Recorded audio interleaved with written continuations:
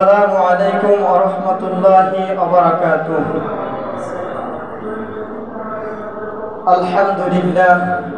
আলহামদুলিল্লাহি আলা মা আল্লামতা মিনাল বায়ান ওয়া আলহামতা মিনাত তিবিয়ান। আম্মা বাদ।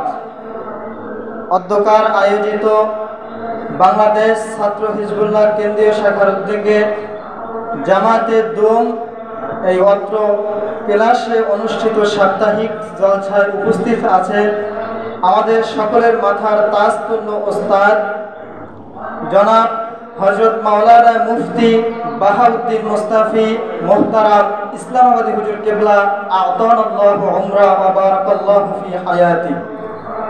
আমার সামনে উপবিষ্ট আছে অত্র ক্লাসের সালার সহসালার পরিচালক সহপরিচালক সহ বাংলার দিক দিগন্ত থেকে আগত বাগে নেসারের এলেম পিপাসু আমার ছাত্র বন্ধুরা, সকলকে জানাই ইসলামী সম্ভাষণ আসসালামু আলাইকুম ওয়া রাহমাতুল্লাহ। সম্মানিত হাজিরিন, আপনারা ইতিপূর্বে অবগত আছেন আজকের আলোচ্য বিষয় হলো ওসিলা ধরা যাবে কিনা, ওসিলা সম্পর্কে। এই ব্যাপারে যদি আমরা পবিত্র কালামুল্লাহ শরীফের দিকে দৃষ্টিপাত করি তাহলে আমরা দেখতে পাবো মহান আল্লাহ সুবহানাহু ওয়া তাআলা চমৎকার করে জানান দিচ্ছেন, ইয়া আইয়ুহাল্লাযীনা আমানুত্তাকুল্লাহা ওয়াবতাগু ইলাইহিল ওয়াসিলা। সম্মানিত হাজির, আল্লাহ তাআলা ইরশাদ করে, হে ঈমানদারগণ, তোমরা আল্লাহকে ভয় করো এবং ওসিলার প্রতি আগ্রহী হও, ওসিলা তালাশ করো। সম্মানিত হাজির, তাই অন্য আয়াতে আল্লাহ সুবহানাহু ওয়া তাআলা সূরাতুল লুকমানে ইরশাদ করেন, ওয়াত্তাবি' সাবিলা মান আনাবা ইলাই সুম্মা ইলাইয়া মারজিউকুম ফাউনাব্বিউকুম বিমা কুনতুম তা'মালুন। তোমরা আল্লাহর প্রতি যারা অগ্রসর হয়েছে তাদেরকে অনুসরণ করো, আল্লাহর ওলিদেরকে তোমরা ওসিলা হিসেবে মান্য করো।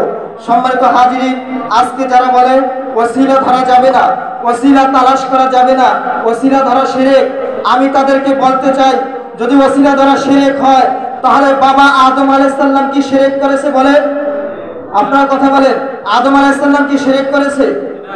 হযরত আদম আলাইহিস সালাম যখন আল্লাহ তাআলা আদেশ করেছিলেন গন্ধম ফলের ওই গাছের নিকট যাওয়া যাবে না, তিনি যখন শয়তানের ওয়াসওয়াসায় গন্ধম ফলকে আহরণ করলেন তখন তিনি 360 বছর কান্না করার পরও আল্লাহর কাছে মাপ পায় নাই।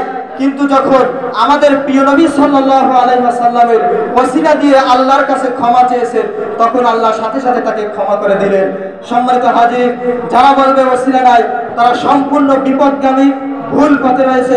আল্লাহ সুবহানাহু ওয়া তাআলা আমাদেরকে সঠিক পথকে অবলম্বন করে বাস্তব জীবনকে অগ্রসর করার তৌফিক দান করুন, আমিন। ওয়া আখিরু দাওয়ানা আলহামদুলিল্লাহি রাব্বিল আলামিন। আসসালামু আলাইকুম ওয়া রাহমাতুল্লাহি ওয়া বারাকাতুহু।